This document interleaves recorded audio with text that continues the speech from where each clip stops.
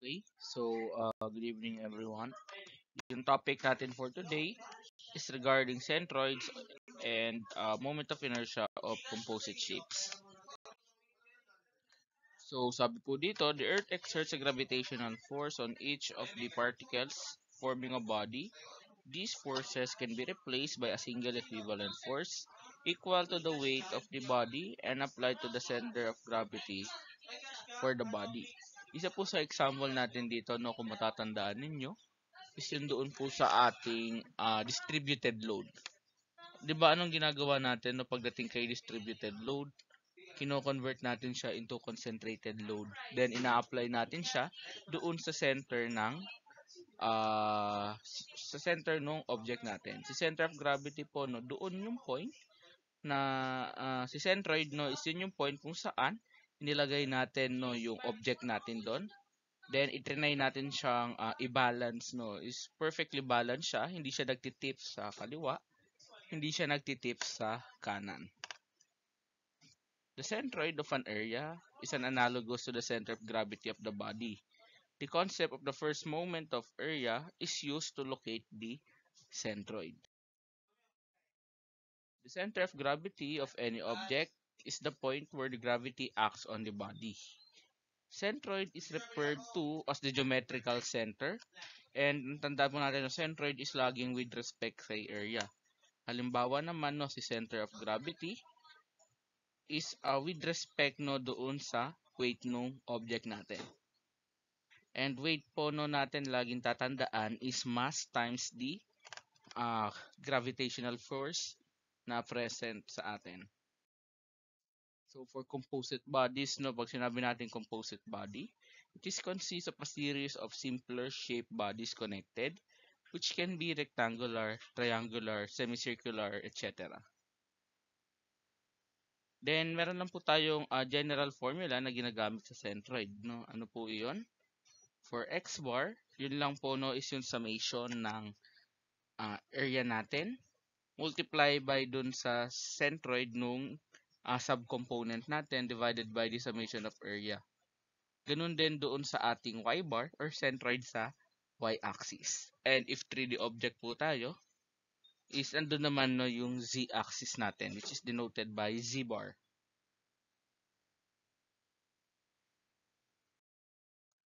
Then ito naman po no, yung ilan no, dun sa centroid natin na common composite shapes na present sa atin.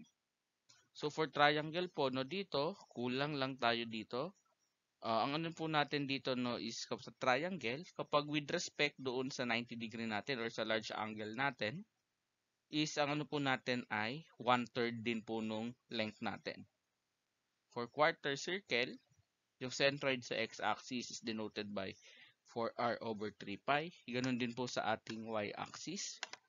Then, ang area po natin no is pi r squared over 4. Technically, ito po no is formula ng area natin. Technically, ito is yung formula ng area natin, dinivide lang by 4. Bakit siya dinivide by 4?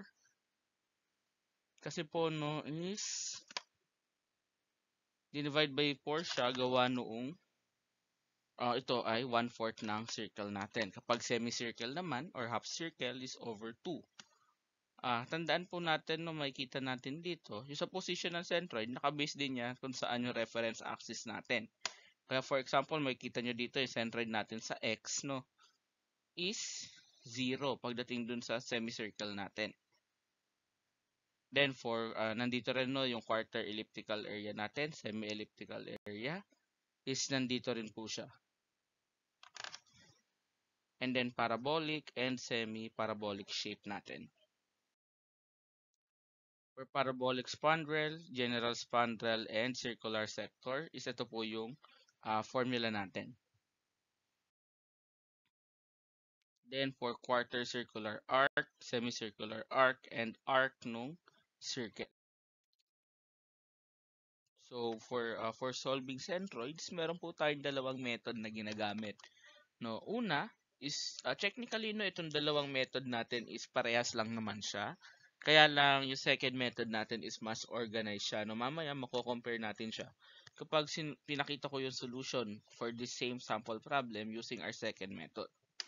So sabi po dito, the dimension of the T-section of a cast iron beam are shown in the figure shown below. How far is the centroid of the area above the base? So, tandaan po natin no, for centroid, meron tayong reference axis dito na ginagamit. So, for the solution, yung figure 1 po natin dito na tinutukoy is ito po. Itong rectangle natin dito. Kung makikita nyo po dito sa figure, denoted siya by A1. Ano ba ang formula ng area ng rectangle? Ang formula ng area ng rectangle is length times width. So, A1 natin is 6 times 1 equals 6 inches squared. Then, yung Y1 natin, no, centroid natin kay Y1, or centroid ng figure natin, no, is yung centroid ng rectangle natin is Y over 2. So, Y over 2 is equals to 1 over 2. Therefore, ito po ay 0.5 inches. Then, for area 2, ito naman yung second figure natin. Given po tayo ng height na 8 inches, and a width of 1 inches. So, yung area 2 po natin no, is 8 inches squared. Then, for the centroid ng second figure natin, saan nanggaling itong plus 1? So, tandaan po natin, no, ang x bar and y bar natin, doon sa ating formula, no, is, ang x bar po natin, is yun yung distance ng centroid, yung centroid po, no, nung specific or subcomponent natin, yun yung distance mula sa center ng figure natin, ng subcomponent, papunta doon po sa y-axis.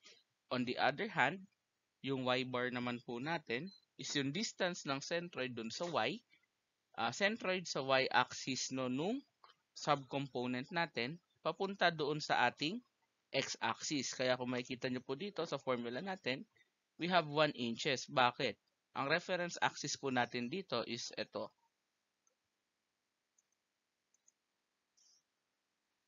Ito po no yung reference axis natin. Assume na lang natin na vertical and perpendicular, vertical and horizontal line yan. Nandito po yung reference axis natin. Kung makikita nyo, yung second figure natin is hanggang dito lang siya. No? Yung 8 inches natin is andito po siya sa natin. Nakapatong siya doon sa figure 1. And ang center ng rectangle natin no, with respect sa y-axis, with respect do sa height is y over 2. Kaya 8 over 2 po yan. And nakapatong siya dito. Kaya nagkaroon tayo ng plus 1. Kaya siya naging 5 inches. Then for the total area, i-add lang po natin no, yung area 1 and area 2. So area is equals to area 1 plus area 2. 6 inches squared plus 8 inches squared. Area is equal to 14 inches squared. Then for the centroid of the areas, alam natin yung formula natin, no?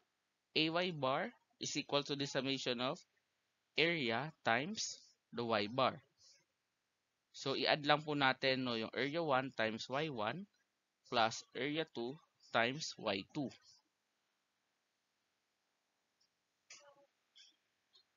So, AY bar po natin is ito, no? Yung area multiplied by Y bar. So, 14 inches times Y bar is equal to 6 inches squared times 0.5 inches plus 8 inches squared times 5 inches. So, we have 14 inches squared. Y bar is equal to 3 inches cube plus 40 inches cube. So, pwede po natin silang pag-add, no? Magiging 43 inches cube. Divide both sides by 14 inches squared. Ang matitira sa atin is Y bar.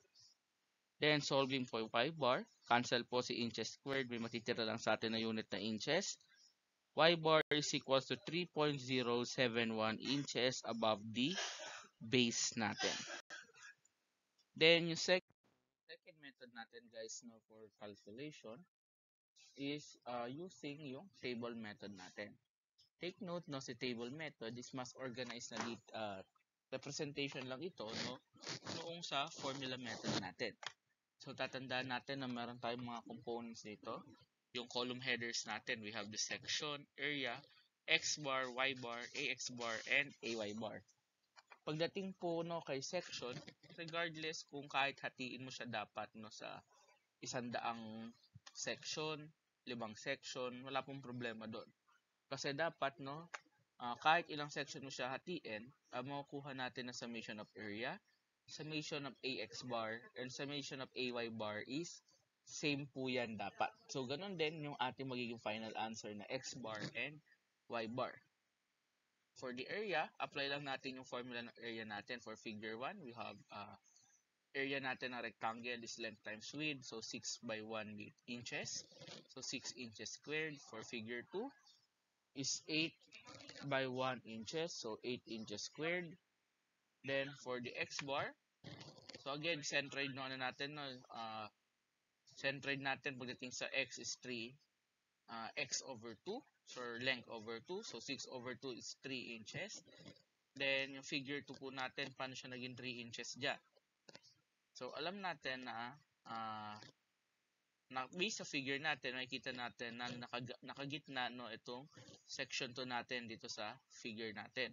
Kung nakagitna siya, alam natin na ang centroid ng figure natin no, ng rectangle with respect doon sa formula natin no, is x over 2. Kung 1 inches yung length natin dyan or yung width natin, so divided by 2 is 0.5 inches. So, ibig sabihin, dito sa gitna natin, no, 0.5 inches mula sa gitna dito papunta sa kabila. Ganon din sa kabila. Papunta dito sa kabilang end natin. Kung ito ay naka-place sa gitna, para makuha itong nawawalang sukat natin dito sa side na to, ganon din dito, ang gawin lang natin no, is 6 minus 1 divided by 2. So, 6 minus 1 is 5. 5 divided by 2 is 2.5. So, dito, 2.5 to, 2.5 to, then may tig 0.5 po tayo dito sa loob. Again, ang X bar natin is yung distance ng centroid ng subcomponent natin papunta dito sa ating y-axis. So, kung may 2.5 dito, may 0.5, we have a total of 3 inches na distance. Then, yung y-bar naman natin, no? Ang centroid natin ng rectangle sa y-bar is height over 2. So, 1 over 2 is 0.5 inches. Then, paano ito naging 5? Naging 5 siya, no? Kasi, again, ang y-bar natin is distance ng centroid, ng subfigure natin, papunta doon sa x-axis. Kung given tayo ng height dito na 8 inches, 8 divided by 2 is 4. Kaya lang, yung 4 mo is hanggang dito lang siya. And take note, nakapatong siya dito. So, kung may 1 inches ka pa na distance na kailangan i-cover mula dito sa point na to, papunta dito, so ang total nun is 5 inches. Then, for AX bar and AY bar, napaka-straightforward.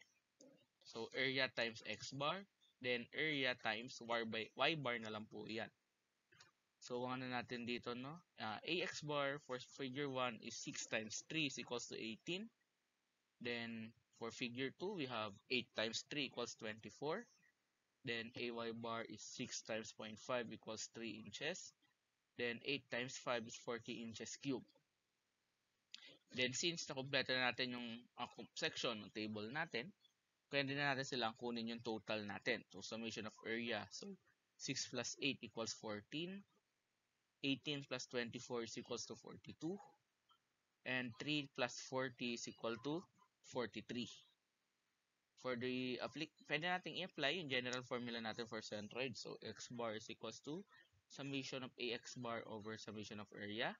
Direct substitution na lang tayo. Makukuha natin x bar is 3 inches. Then, y bar is equals to summation of ay bar over summation of area. Y bar is equals to 43 inches cube over 14 inches squared. Y bar is equals to 3.071 428571 inches. For our next example, for the plate area shown, determine the location of the centroid. So, ito po yung given na figure natin. Guys, makikita nyo dito, no? Ito, yung shaded part po is yan yung pinapahanap sa atin. Then, yung makikita nyo dito butas, no? Ibig sabihin, bawas po yung figure natin. Ang mangyayari dyan, kukunin natin yung area ng circle na to, then ibabawas natin siya doon sa centroid natin.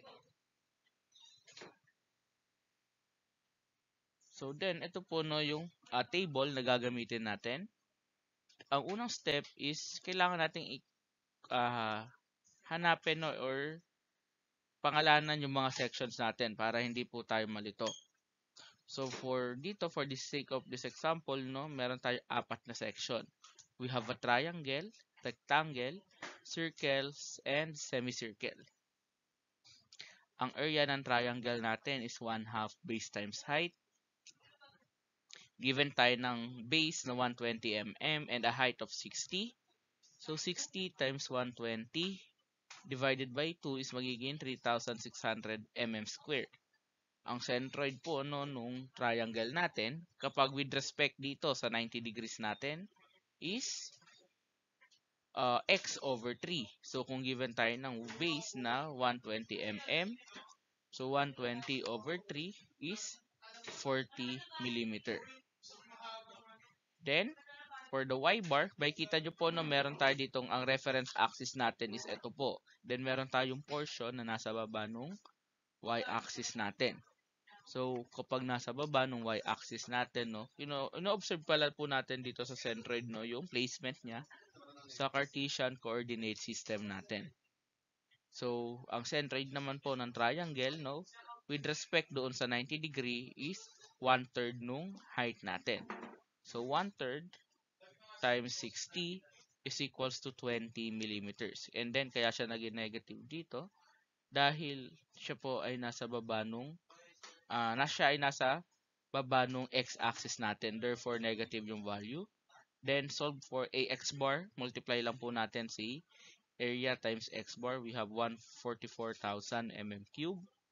For ay bar is we have 36 times negative 20. We have negative 72,000 mm cube. For the rectangle naman po, no, ang kinonsider niyang rectangle dito is ito. Itong rectangle po natin dito. We have a width of 80 mm and a length of 120 mm. So, formula ng rectangle natin is length times width. So, we have 80 times 120, magiging 9,600 mm squared. Ang centroid ng centroid ng rectangle is x over 2. So, 120 over 2 is 60. So, ibig sabihin dito, no, somewhere dito, for example, ito yung 60.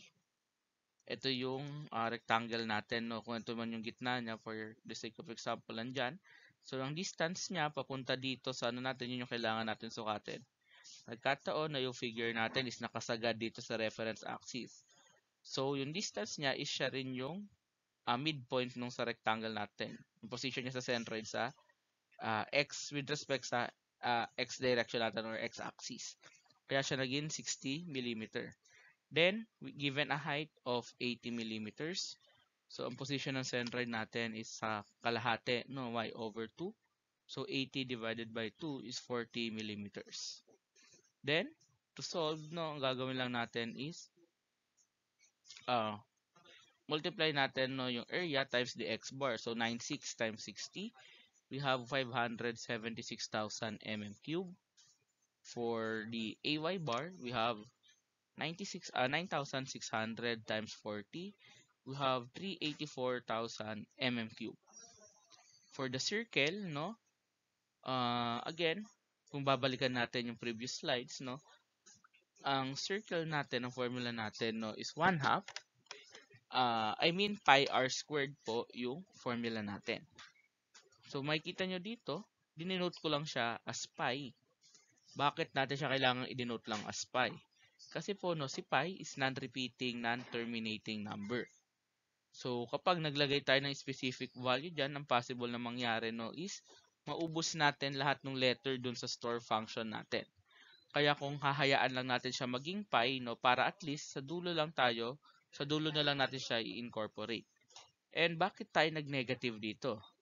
Makikita nyo po dito, no, is binutas natin yung figure. Ano ba nangyayari? For example, meron tayong rectangular board. Then, gusto natin butasan siya ng circular shape. Kapag gumamit tayo ng circular saw para butasin, ano nangyari dun sa area ng rectangle natin? Paano natin makukuha yung area na yon? Para makuha yung area na yon, so, yung area ng rectangle minus yung area ng circle. Then, ang radius natin dito ay 40 mm. So, 40 mm squared is equal to 1,600. And since butas nga siya, no, kaya negative siya dito. Then, paano yung distance niya doon sa centroid natin? So, nasan ba ang centroid ng circle natin? Ang tukoy natin dito na centroid, no, is yung distance mula doon sa center ng circle natin papunta sa y-axis, no, pagdating kay x-bar. Nasan ba ang center ng circle natin dito? Di ba nandito siya? Then, alam natin na ang sukat nito from this point papunta dito ay yung radius. Kasi, si radius is siya yung sukat, no, from the center ng circle papunta doon sa any point sa circumference ng circle natin. Then, meron pa rin tayong kulang dito na measurement. Ito yon, di ba? Paano natin makukuha yon? Yung kulang dito. Alam natin na meron tayong semicircle dito na 120. Meron tayong semicircle na 60 mm yung radius. So, ibig sabihin, kung 60 mm mula center papunta dito sa dulo, and nagko-coincide sila, no, doon concentric yung circle natin. So, therefore, ang sukat nito dapat ay 60 mm. Then, paano naman naging 80 mm yung y-bar natin? Again, makikita nyo dito na nag-coincide yung center ng circle natin doon sa height ng rectangle shape natin. Then, ang centroid natin sa y-bar again, no, is from the center of circle papunta dito sa ating x-axis. So, kung 80 mm yun, therefore, y-bar natin is 80 mm. Then, ang gagawin na lang natin, no, is multiply natin yung a times the x-bar, then area times the y-bar.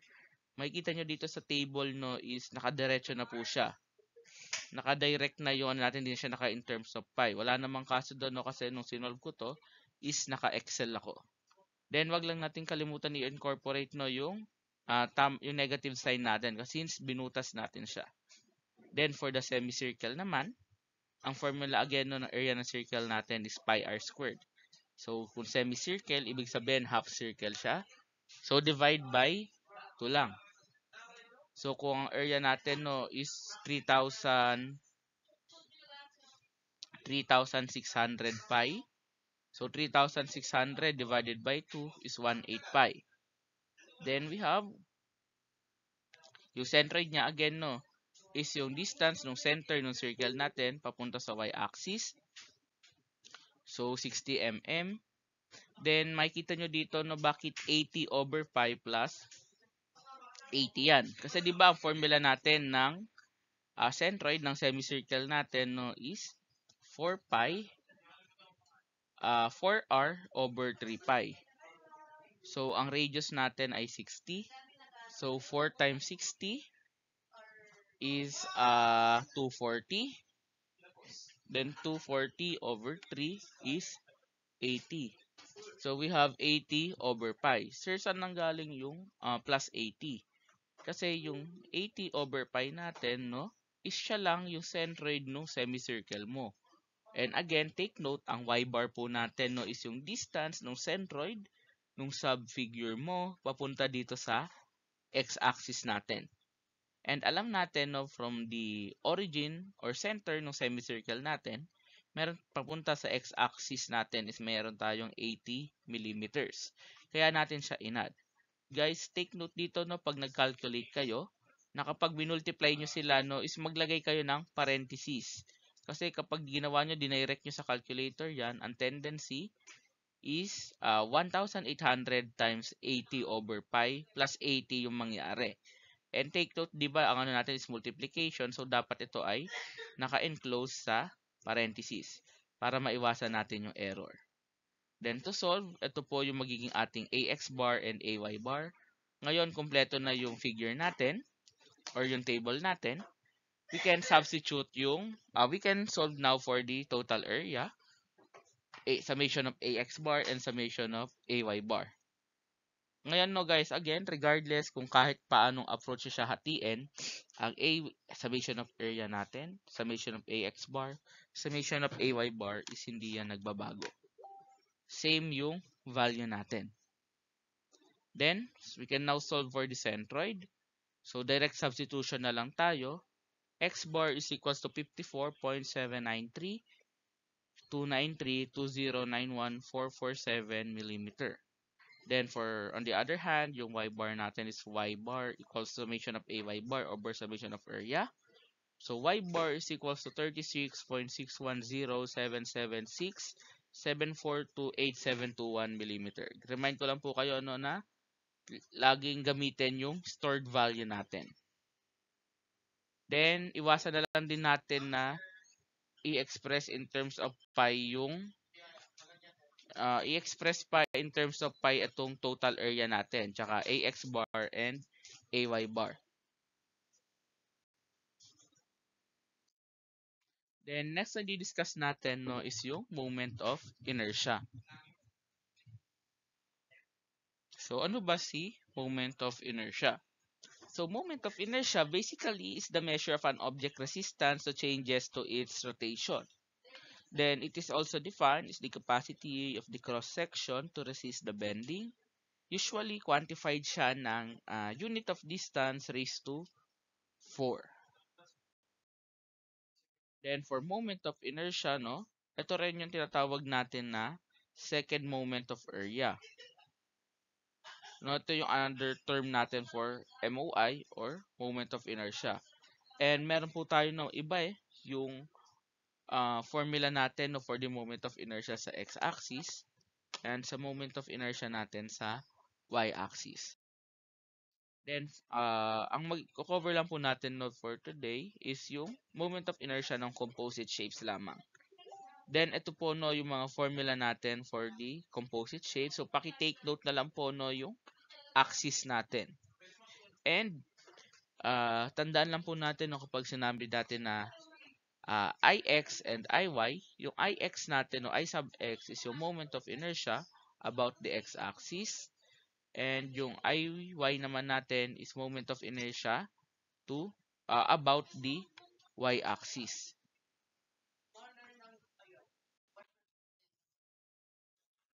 Then ito naman po no yung yung J naman natin no, yun yung tinatawag natin na polar moment of inertia. Dinedenote pala natin no na uppercase letter I, si moment of inertia. Then si polar moment of inertia naman is J. Ano naman si polar moment of inertia?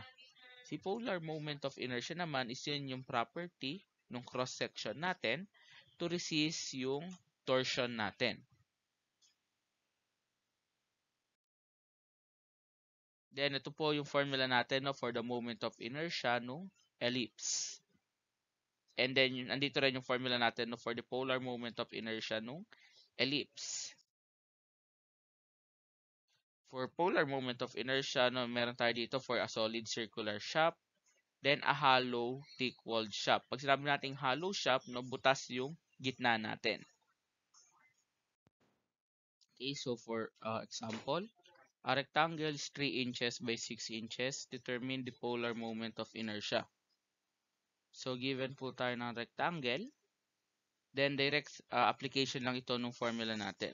Ang formula natin, no, again, no, pag sinabi natin polar moment of inertia about the x-axis is Ix yon, and kapag moment of inertia about the y-axis is Iy.